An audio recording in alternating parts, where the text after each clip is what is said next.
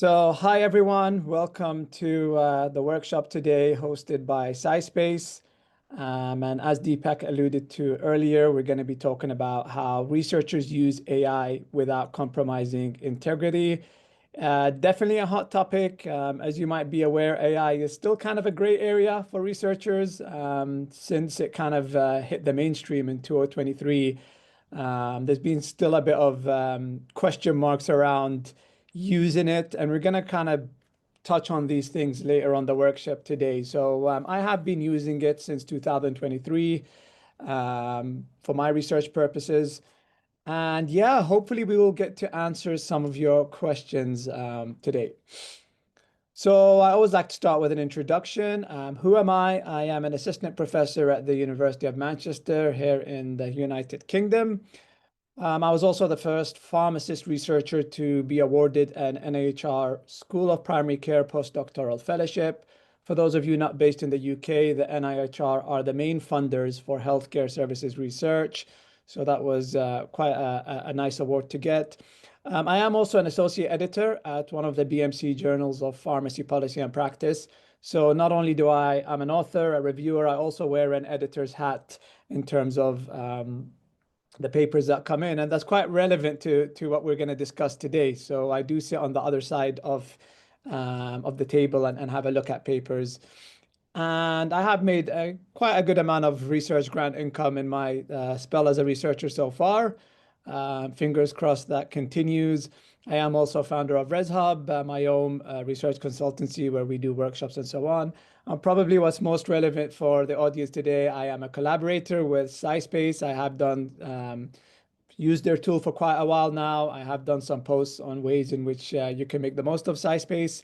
And that's something we're going to touch upon later today as well. So hopefully, best case scenario, what you should get out of this session, quite a good understanding of ethical versus unethical AI use in research. I'll be able to do a demo over some of the SciSpace AI tools, which I personally use as part of my research procedures or the research that I do. One of the things I get asked a lot is how do we make sure we're using AI in a way where it aligns with university policies and journal guidelines? Get asked that question a lot. So we're going to try to cover that today. Common AI mistakes and how to avoid them. So what do I see when I'm looking at papers as an editor, reviewer, or even as an academic when I look at undergraduate papers? There are kind of common pitfalls on bad examples of AI use, and hopefully we'll touch on some of these things.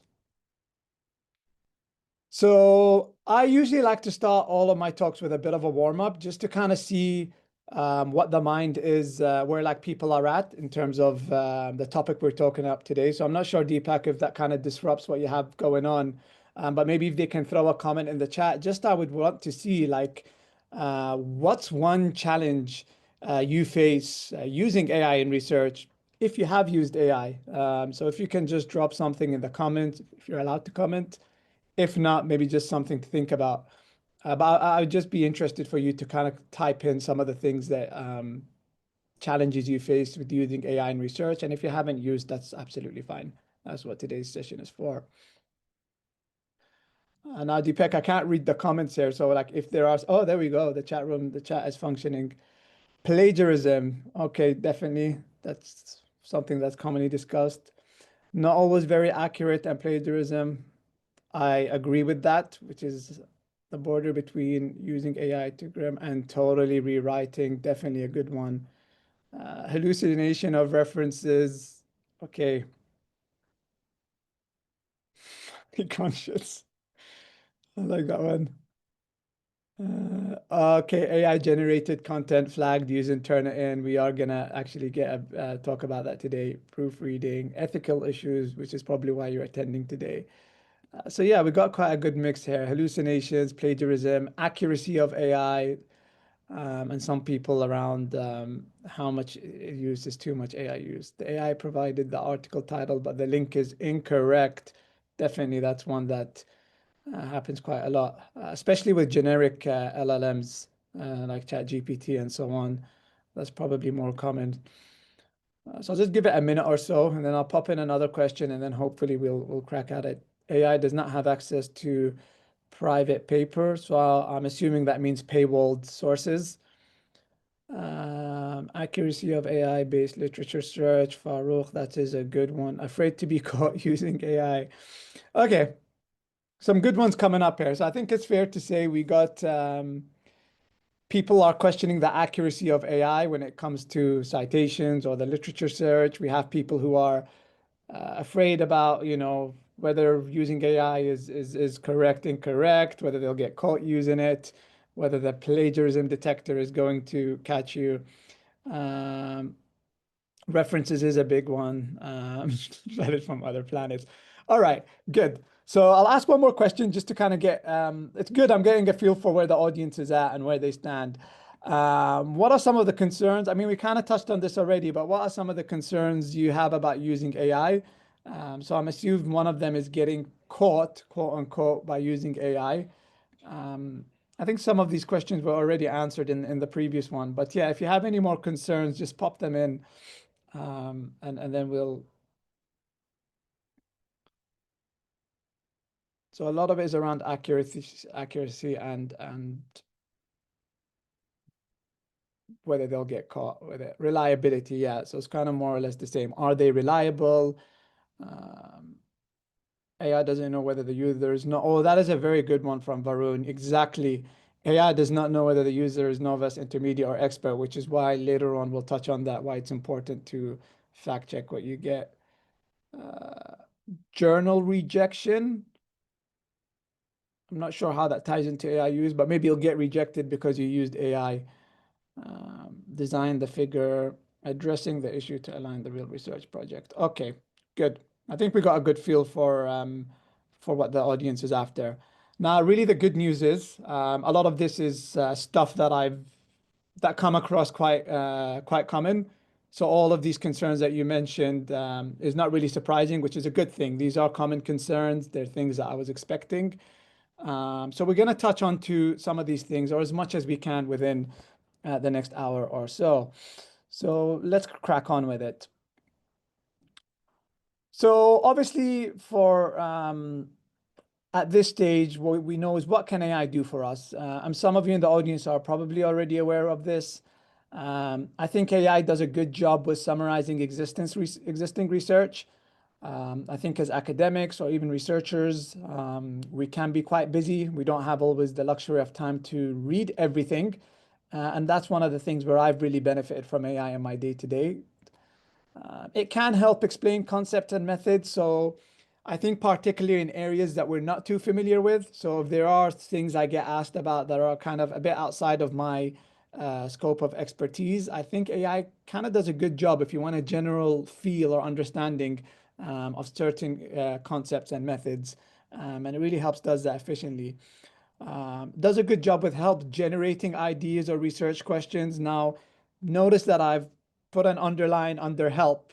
I'm a big believer that it should help you generate the idea, but you shouldn't just go from scratch, ask it to come up with ideas, because a lot of them will be kind of theoretical. So I think it does a good job helping you refine your research question.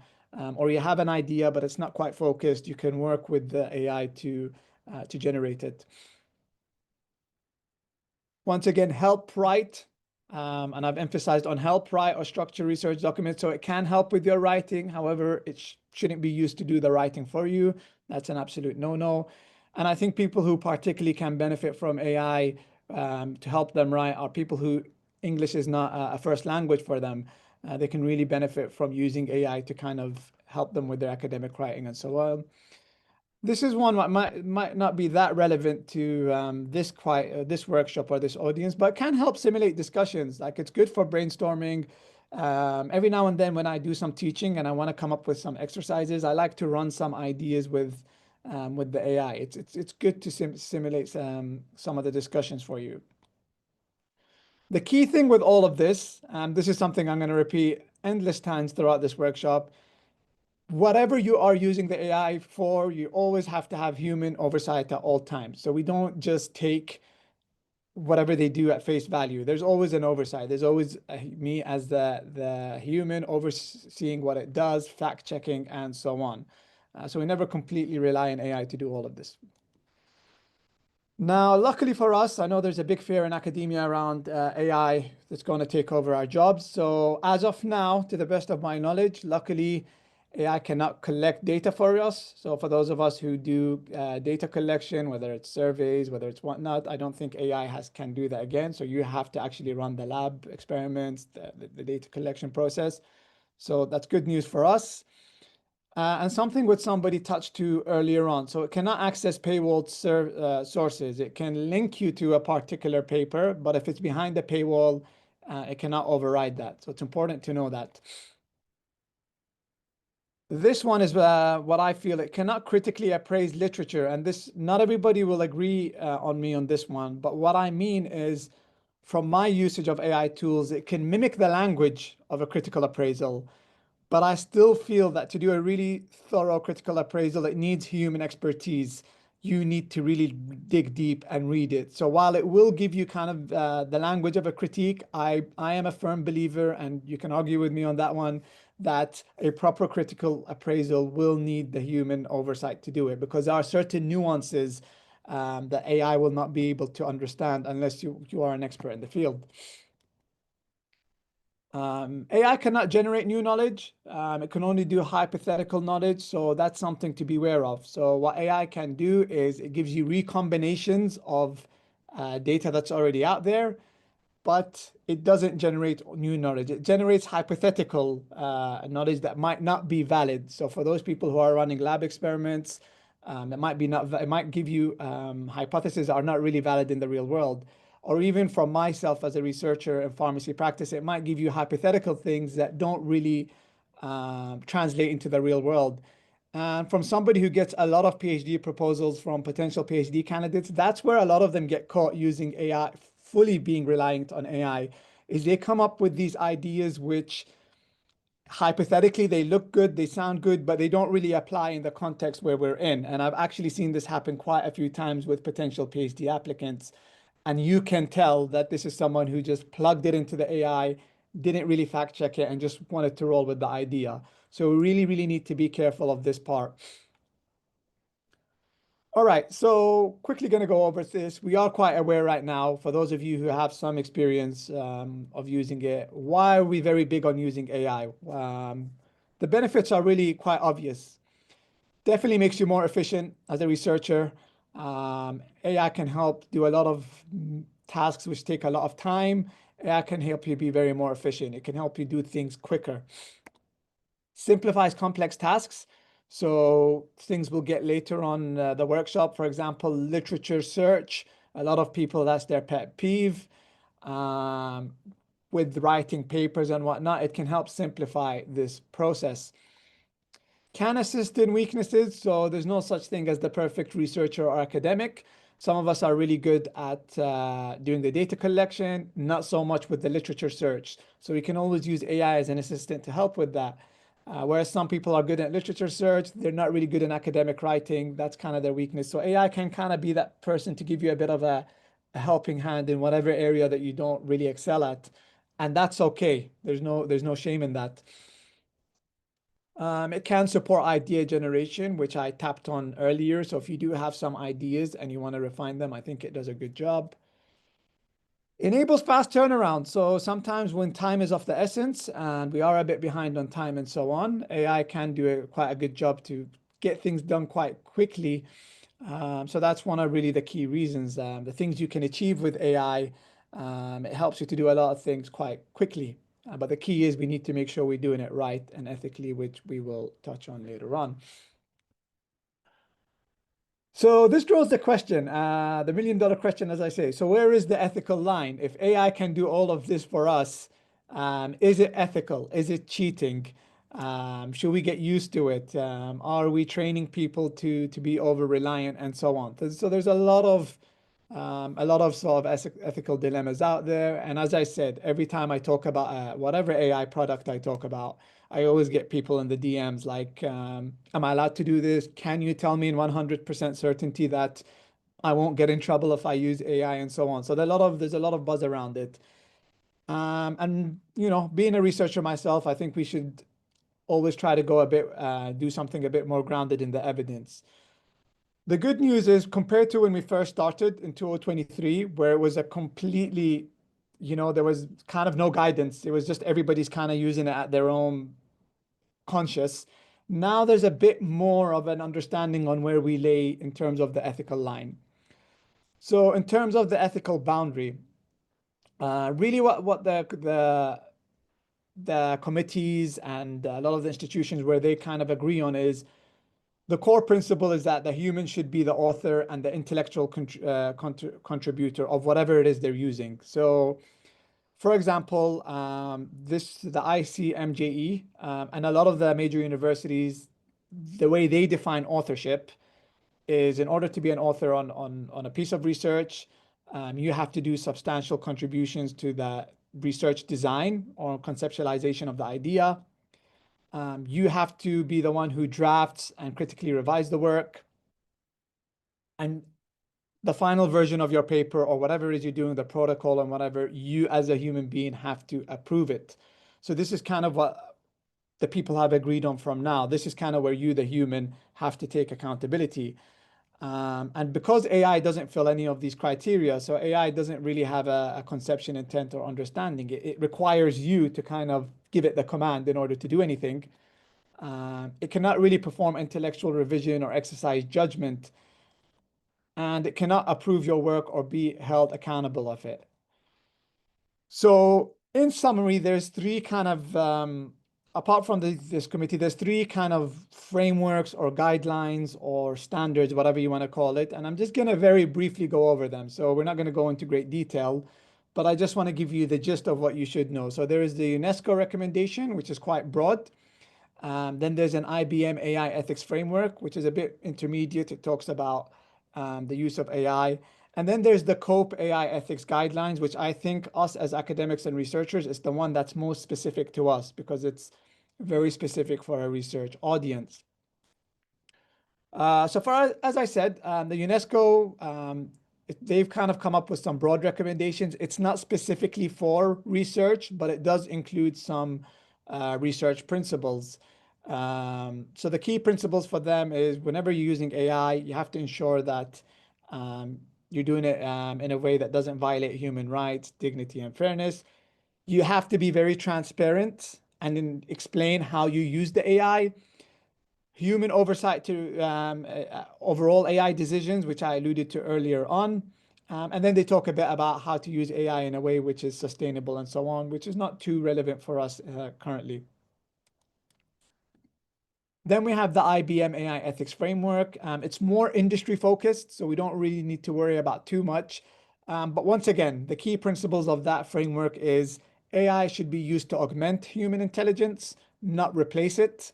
We always need to be aware of data ownership privacy. So particularly for people who deal with data which has confidential information, for example, people's name, addresses, and so on, we cannot just chuck it into the AI. And similar to the previous one with the UNESCO, they talk a lot about being transparent. How do you use the AI and so on.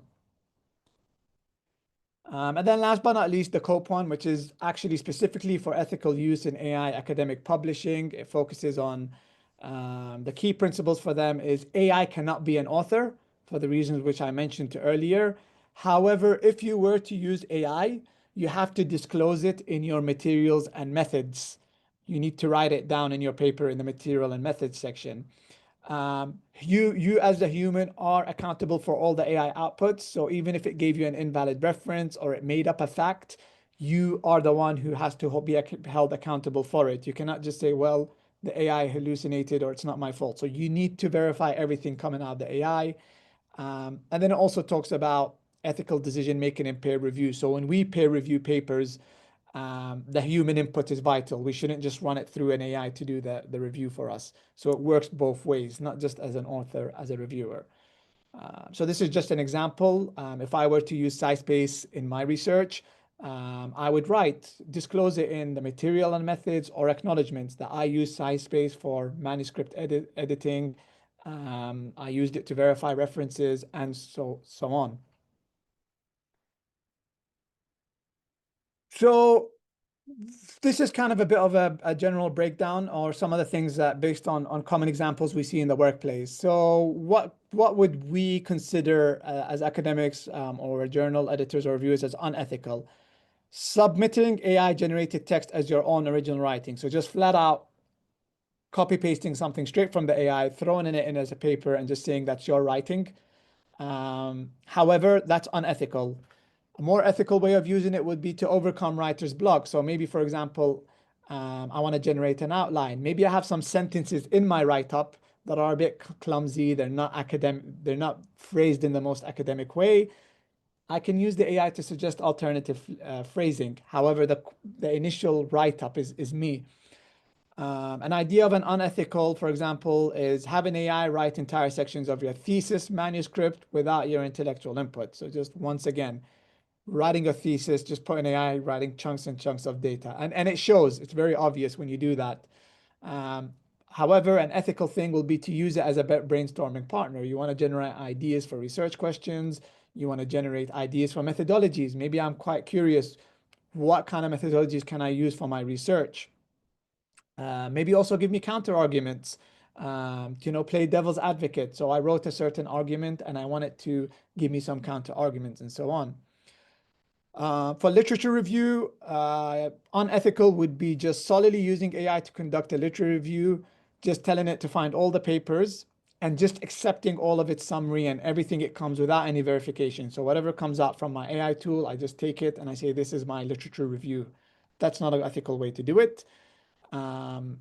What counts as ethical is maybe using it to find some papers, and then I can use it to summarize some articles just to double check that I understood it correctly. However, I wouldn't copy paste these summaries onto my work. Absolute no-no is feeding it confidential data, particularly for those of you, I don't know the audience, but who are who deal with qualitative research. We do not want to, we have to be very careful. You know what I mean? That the information doesn't go through a vacuum. When you feed it that data, you are giving it to an AI. So we have to make sure that we anonymize anything before we put it onto the AI. However, an ethical use is using AI for editing and proofreading, which will go on later on and show how SciSpace can do that. Use it to bypass human oversight, so we can never just use it to do our works. Once again, if I was to query something or if I was a reviewer or an editor, I cannot just throw the task at AI, tell it to do a review of the paper, accept or reject on my behalf. Don't want any involvement. I cannot do that. So this is just kind of like common things of where we draw the line to get you a feel for when it becomes unethical and when it does. It's totally fine to use AI to format references. It's fine to use it to create tables as long as the input in the tables are yours, or you at least came up with some bullet points.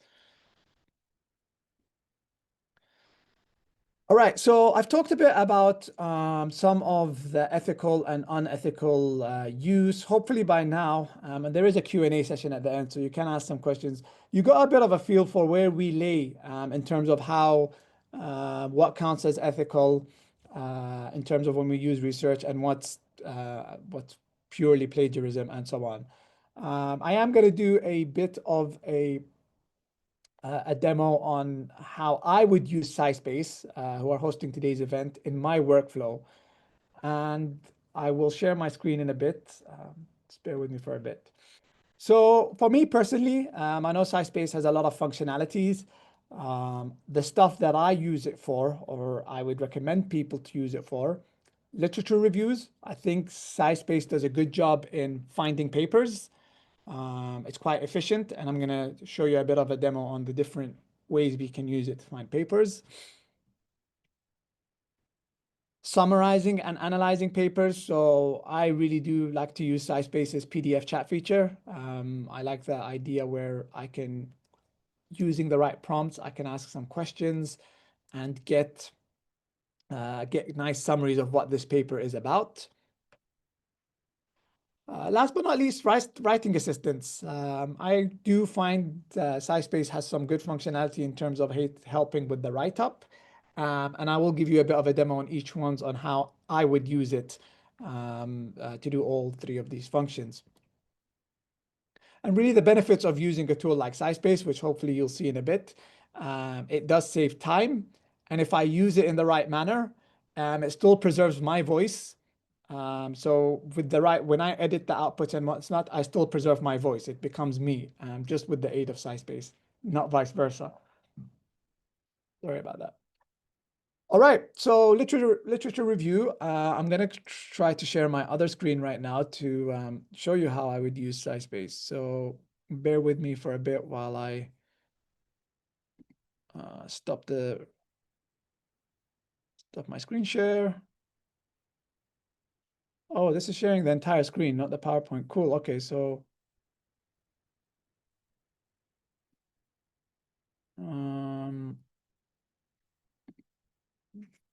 I'll go maybe to desktop too.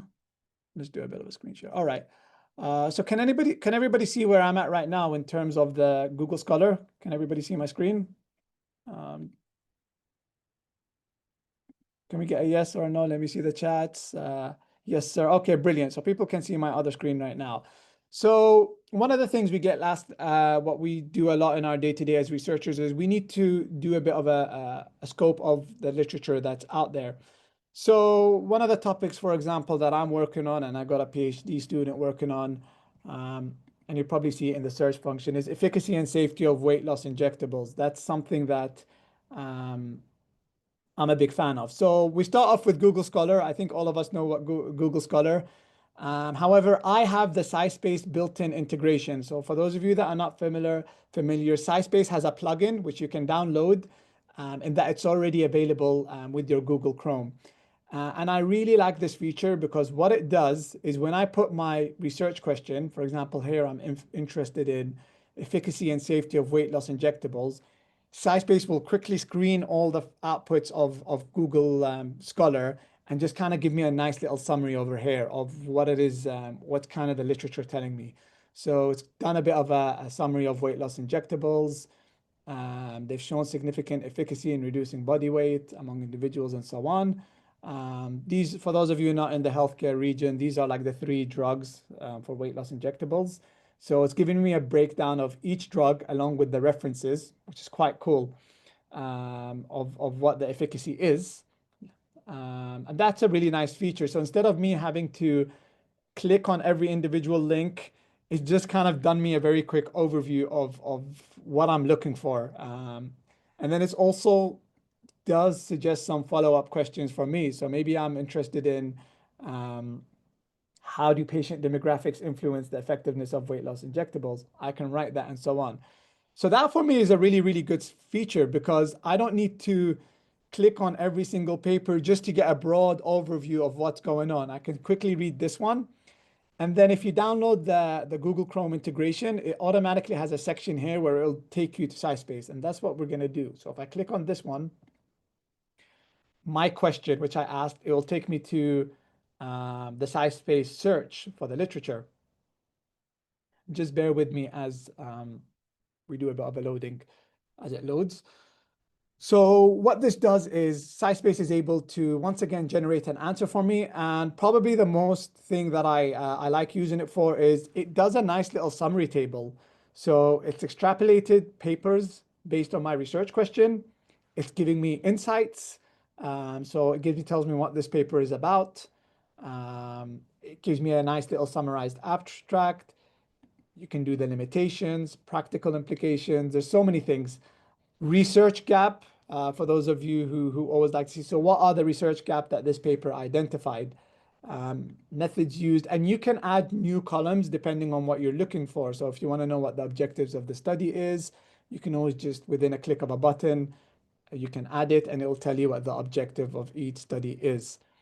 So see, without having to really go through the paper, I can tell this is what this paper is doing. It's exploring the mechanisms and efficacy of injectables. I can quickly make a judgment call if this paper is relevant for me, just by looking at the objective, looking at the methods used without me having to read an entire paper. I can quickly make a judgment call that, okay, this paper is relevant for me, or no, not so much. This paper isn't really good, or not really good. It's not relevant for what I'm looking for. So it does a really nice summary of the papers. As you can see, this table goes on and on.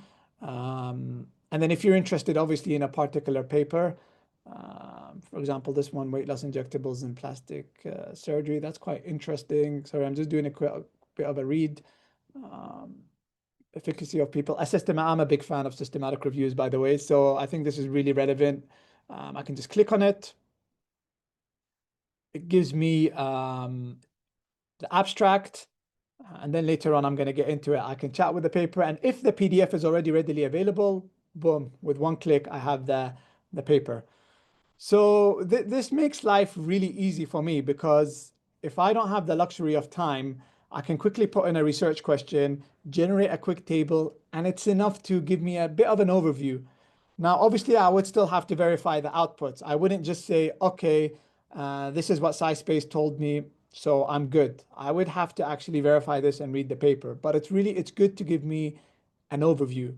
And this is what I like to call, if you want to do a quick and dirty search. You're not really you're not really want to be systematic in your approach. You're not planning to do a systematic review. You just want to quickly scope out what are the papers out there on this topic area and so on. You have your nice little summary table. You can quickly have a good feel for what papers are out there. Now, once again, it's fine to do that. It's okay for me to use SciSpace as a tool to find some papers. It's okay for me to read these summaries and have a good feel. However, it's not okay for me to just say, oh, wow, I'm going to take all of this, copy paste, show it to my supervisor or whatever, and say I've done it. No, that's plagiarism. But it's okay for me to use to have a good feel of what's out there. So that's one of the uses. This is what I call using it for a quick and dirty search. However, one of the features that I really like is if you want to be a bit more focused, and for those of you who are a bit more systematic in their approach, or you want to work towards a systematic review, you probably want to tailor your question a bit more. So what I would do is there's a feature over here called deep review. I'm going to go on the main and click it. So I clicked on deep review here, and I told it efficacy and safety of weight loss injectables. And I really, really like this feature, because what it does is it tells you, it kind of works with you. It doesn't just straight away lead to papers. It says, okay, can you clarify or narrow down your focus on the topic of weight? So it's kind of like having a chat with your supervisor. Are you interested in a particular class of weight loss injectable? It's giving me suggestions. So let's say I was interested particularly in semaglutide.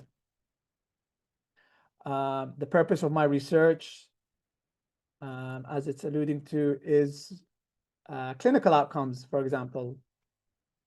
I'm not too interested in patient satisfaction. Apologies for my bad spelling. So I'm kind of having a chat with it here. Depth of detail. Are you looking for clinical data or general overview? I can say contextual. Should it be focused to a specific demographics? I am interested in adults, an adult population. 18 plus, let's say, that's the population I have in mind. I do not know why I'm not able to spell interested today. Not a good look. It's that time of day. Anyway, depth of detail, general overview, clinical trial data. Let's say I want to leave it open. So I'll just plug in these prompts. Now, what it's going to do is going to take all of this prompt and it's going to further refine my question. Now, this is going to take a bit of time, so we're probably going to leave it for a bit. But honestly speaking, it's worth the added, however long it takes, 5-10 minutes, because it's going to give me a much more focused outputs. And then you're going to see later on, the outputs are going to be more focused, they're going to be more detailed, and so on. This to me is one of the really nice features of using SciSpace for your literature review. So we'll leave it at that for now. We'll come back to it a bit later on. Let it do its thing, as they say. So going back to using it for literature review, if you find key papers, one of the good things that SciSpace has is you can use the My Library feature to save your papers. So if I go back to just a normal standard review or high quality review, let's go back to efficacy and safety. just for illustrative purposes. If I found, for example, this paper, I've already bookmarked it. I think this is a relevant paper. This paper is really relevant as well, so I'm going to add it to my bookmarks. As you can see, I've already put my own file, so I'm going to put this under weight loss injectables. We've put it here, and so on. Let's say, let's look for other papers. Activity of Saxenda, once create a clinical review. Okay, I want to bookmark this one. I'll put it in my weight loss injectables area. So this is really nice because it helps make sure that all your things are in one place. So if I go to my library here, and as you can see for this particular review, I've got the papers which I've bookmarked. I don't really lose the outputs. They're all here with their summaries, which are loading and so on. And you can upload PDFs if it's not available, if you do have access. I also have another review, which I used this for briefly. I was looking at the use of AI in healthcare. I also uploaded all my files, and it's done little summaries, which is quite cool. So I think it's nice to have that everything is all in one. Let's just go back to the deep search and see where we're at. So anyways, we are still taking an extra 5 minutes to complete. So we'll get back to the deep review and just see. I just want to showcase the depth of this. Moving in back to, I'll go back to the slides for now until we get the deep review, which I think is quite real. We'll give it time and we'll go back to, okay, so let's hover over back to my slide deck. If I can manage to find how to stop sharing my screen here. Okay, so let's go back to screen. Okay. So as I alluded to earlier, the reason that I like SciSpace, it's got a nice Google Scholar plugin. So for those of us that are old school and we still like Google Scholar, there is a nice SciSpace plugin which kind of summarizes what's there, and it can directly lead you to it. I would use it for a quick and dirty search. I think the standard search is good if you want to just do a quick search of the literature. And if you are working towards a more systematic approach, you can refine your research question using the deep search, which, by the way, I think is actually ready now. Yep, there we go. As soon as I hovered away from the screen. It's got a really nice library where you can manage your papers, so it's all in one place. You don't have to keep hovering back and forth. However, what I would say, and this is my preference, for those of you who want to work towards a systematic review, I would use SciSpace along with academic databases. While SciSpace does a very good job finding papers quick and efficient and giving you these summaries, it doesn't have the comprehensive coverage of academic databases such as PubMed, Scopus, Embase, and so on. So I always say for those of you who are going to do a systematic review, use academic databases along with SciSpace to complement your search. I wouldn't use SciSpace alone. So the deep review is ready now, so I'm just going to quickly hover back to it. Let's go back to the second screen.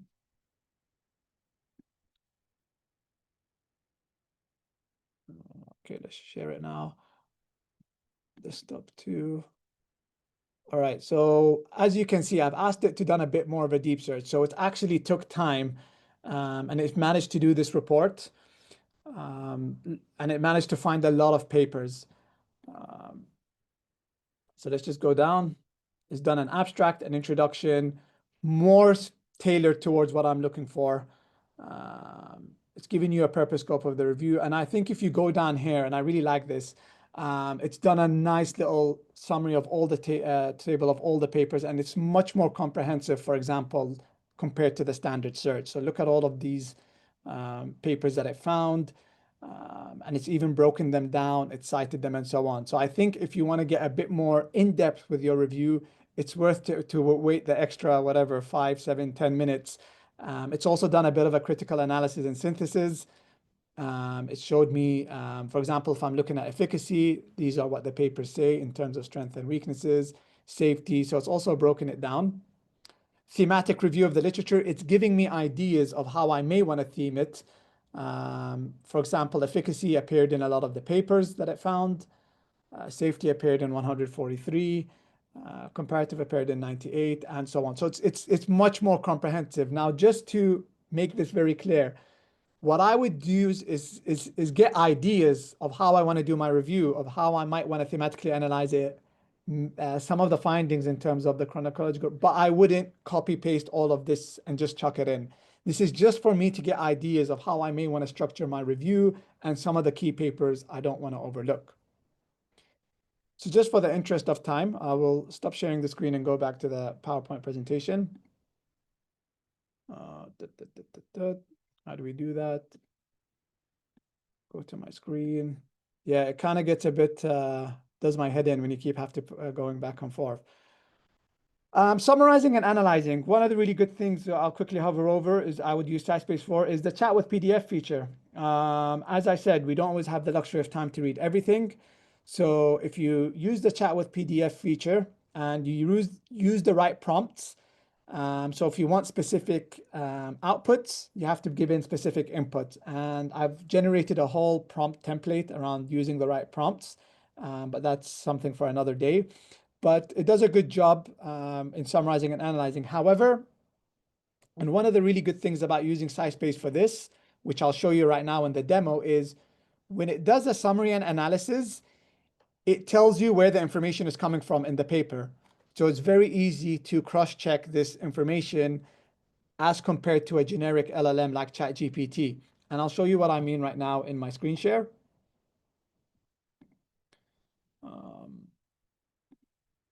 So let's go back to the desktop here. So for summary and analysis, let's say this paper is of interest to me. I have the paper over here around efficacy and safety, and I want to get a good overview. For example, provide me with an overview of this paper. Very simple prompt. I just want to see a nice little overview of what this paper is about. So it's going to do a bit of a scan of the literature. And we'll just give it a minute of two. And it's giving me a nice little overview. What the primary purpose of the study is, the methodology, key findings, conclusion, and so on. And one of the things, as I said, is that it tells me where the information is coming from. So for example, when it says this is a key finding, if I click on this little number here, number 4, it finds the part of the paper which has mentioned this. So this is what the paper says. So I can very quickly cross-check that this is valid. Or for example, if I click on number 6, total adverse effects, you click on it and it tells you this is what's written in the paper. So you can then use your experience to validate this and say if this is correct and incorrect. Whereas if I was to put this through a generic LLM, it would just give me the summary. It wouldn't tell me where it came up with this information. And it makes it harder to kind of cross-check the information. Last but not least, one of the features you can use SciSpace for is it's got an AI writer. It can help you with your AI assistants. Now, my stance on AI writing is quite simple. You should put in, if you want to use it for AI writing, I'm a big believer that you should put in the first draft. You can have a vomit draft, which is basically bullet points, ideas, but even preferable if you come up with the first draft. So what I mean by this, and I'll just use an example of a paper that I'm already working with. Let's go to, let's see.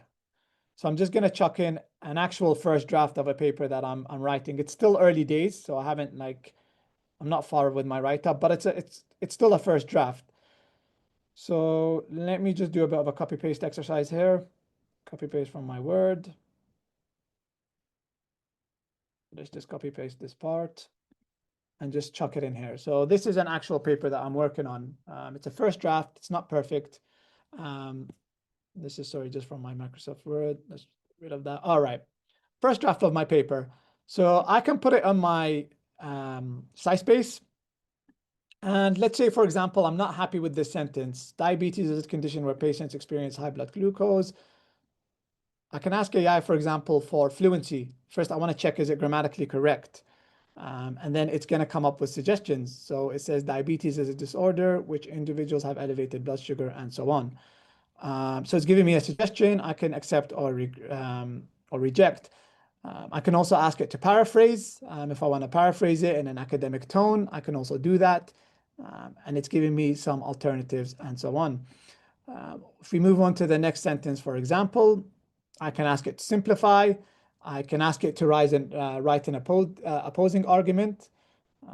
So let's say hyperglycemia can, let's say, for example, one way is to tackle this by conducting regular blood glucose monitoring. If I want to put a counter argument, I can tell it to write an opposing argument. It's going to come up with a big chunk of writing, so I will have to double check that. And then I would ideally select, I wouldn't take all of it, I'll select parts of the write-up that it suggests. So I think this is a good use case of how you can use it. So maybe I'd replace the selection, but I wouldn't take all of this. I would kind of pick and choose. So my stance is you come up with a first draft. I'm not a fan of using AI to auto write for you or to just use a prompt and tell AI to come up with something, because when you come up with the original draft, you maintain your original voice, you maintain your original ideas, and then you work with SciSpace to help you out. Also, what's quite cool is you can also cite while you write. So if you already have papers in your library, you can just fetch them out and you can just add them to do you in a citation. And as you can see, it's plugged that in, and then you'll get the citation below. If you go all the way below, it's there in the references. You can change the style and so on. So I think that's really cool in that with one tool, you can use it to find papers, you can summarize the papers, save them to your library, and then while you're using it to assist with your writing, you can get these papers from your library and it does the citation for you, which is totally fine. That's an okay way to use it. I'll stop sharing my screen and get back to the remainder of the power. If I'm able to, there we go. Let's go share the SciSpace. Let's go back to the PowerPoint. So I've kind of given you a brief overview of how I would use it for academic writing. Always start with your own draft. Any first draft is better than a no draft. Use it for support. And there are three nice things you can use. Ask AI, cite. You can use for autocomplete, but I'm not a big fan. I would maybe use it for a sentence or two if I have writer's block, but I don't want to get too overly reliant on autocomplete because then you start getting used to AI doing the writing for you. So just an example, once again, what would be an unethical use? If I just say, use a prompt and just say, write the introduction to a paper on the impact of statins in patient adherence. That's straight up, you're going to get flagged for. However, if I had a bullet point list of key points for the introduction and I tell it to structure it into a narrative, or maybe I already wrote the paragraph and I say this paragraph is wordy, so just ways to make it more concise, that's an okay way of using AI because the original idea is coming from you. You came up with the original write-up. So basically the whole idea is that the main thing is that the core idea and text is yours, and then you use AI to help you out. Now, we won't have time to go over this, but SciSpace has also launched an AI agent, which is trying to kind of combine everything in one place. I have not used it to its fullest extent, but it's something worthy of checking out. So we're not going to go into that in depth. So for me, the golden rule is always this. You use your expertise to come up with the command, whether it's a prompt, whether it's looking at the literature, coming up with the research question. AI assists, comes up with the output. You critique and edit, and then you pick parts of it and integrate it into your workflow. So this is kind of the way of using it, making sure you don't fall under the plagiarism trap. As I said, this cycle makes sure you are the intellectual driver. Now, final part we'll touch on before we get to the Q&A is aligning with policies and guidelines. So probably the most question I get asked is, will I get in trouble with my institution if I use it? So there is no universal rule, and I've looked at this a lot. Every institution has different policies, so you always need to check where your university stands on this. Some universities are quite flexible, and they allow you, for example, to use a certain percentage. Some people allow you to use as much as you want as long as you disclose. Some people, it's a flat out no. Some universities, I know in certain regions, for example, you cannot use it at all. However, the guidelines are constantly changing, and universities with time are getting more and more on board with AI. They're coming to the realization that AI is here to stay, and we cannot just completely clamp down on it. Same thing with the target journals. Each journal will have different policies. So all you need to know is whenever you're going to submit to a journal, be very sure to check the policies of that journal, what their AI policies are. And each journal will tell you specifically how much AI you can use, and you know what their policies are towards it. So there isn't a universal agreement towards this, unfortunately. You need to check. But the good news is they are getting more and more on board with time, and we are starting now to go through this phase where we've accepted that AI is here to stay. As I alluded to earlier, so some journals, they require full declaration of AI use. Some ban it for certain tasks. The main thing is always disclose AI, whether in your acknowledgement or methods. Ignorance is not an excuse. As I say, the guidelines are constantly changing. So just because the guideline is something today, it might be very different. It's a very fast-moving space. So always make sure that you are checking the guidelines of the university, whatever institution you're at. This is an example for where I work at. So I'm at the University of Manchester. We have a declaration policy for our students. Before they submit, as you can see to the left, there is a bottom text which says, please declare whether you have used AI tools. You can say no. And if you said yes, just say how you used it. So on the left, this is an actual real student, and they said no.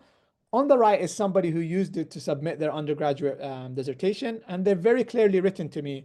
I've asked AI to come up with the structure of my journal, which is completely fine. How many words I should include for each section, completely fine, using it as an assistant.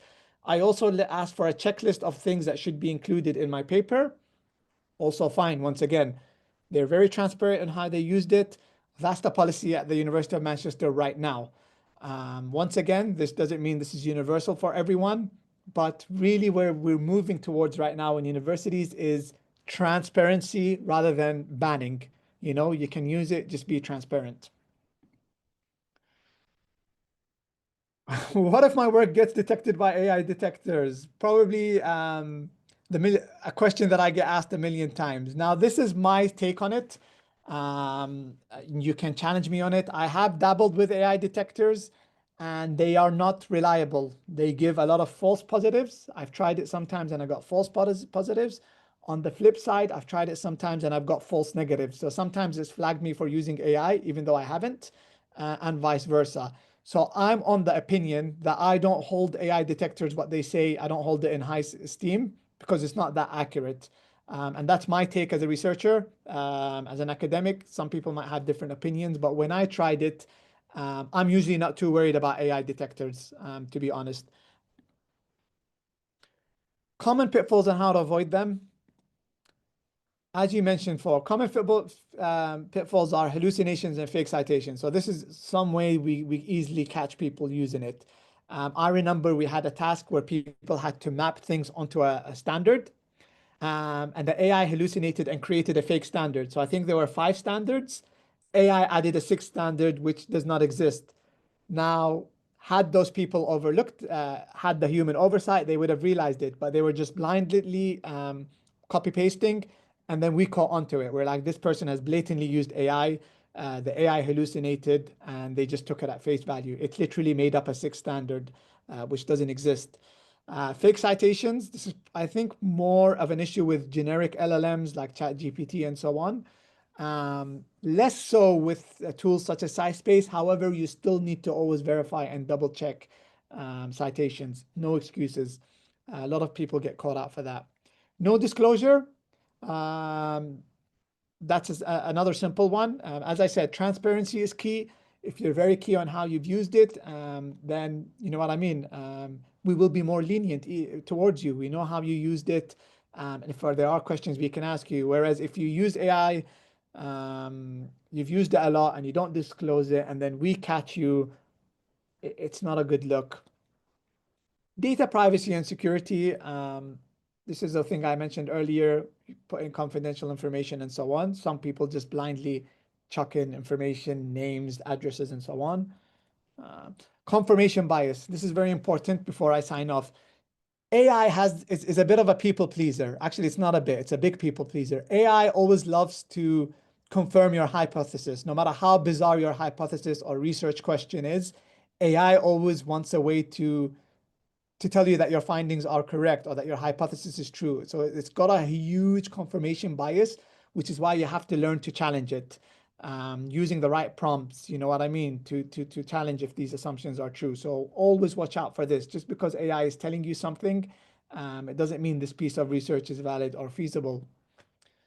And if you get very over-reliant on it, you risk you losing your voice, which we're starting to see like now, not only in education, but even in the content creation space. There's becoming a huge AI slop out there. So always remember your unique academic voice is your greatest asset, protected at all costs. This one, as I kind of alluded to, so I'm not going to go over it, but just use it as a research assistant, verify references. So if there's anything I want you to take home from today, so even if you completely didn't listen to anything, just always have this on your mind. AI is a tool, not an author. Your intellect directs the process. AI assists it. Transparency is not negotiable. So whatever you're using AI for, always be transparent rather than hiding and getting caught. So thank you for tuning in. This is for the final minute where we do a bit of just a bit of shameless advertising. But if you enjoyed my talk or interested in the things I do, you can connect with me on my social media channels. Just put in my name, Ali MK Hindi, in either of these platforms, and I'll come up. I do have a free weekly newsletter where I go more in depth on these things. You can visit my website, alihindi.com, which will give you the links to all of these things. Email me for specific inquiries. And I do give out my consultancy. We do monthly workshops. So one of the big ones we did was the AI Research Accelerator, where we discussed how you would use your AI tools efficiently and ethically from start to finish. SciSpace being one of the many tools that we discuss. And we do a lot of hands-on exercises. So unlike today, where it's me giving a talk, it's more hands-on and working with researchers. I also have one down the pipeline, which I'm going to talk about how you would do a next generation systematic review using traditional methods, integrating them with AI. Email me or reach out to me if you're interested. And SciSpace is generally giving out some exclusive discounts for those of you who want to use SciSpace and found some of the stuff that I dabbled into useful for you. These are some discount codes you can use. You can screenshot this and so on. And yeah, apologies, I went a bit over time, but yeah, do let me know if you have any questions.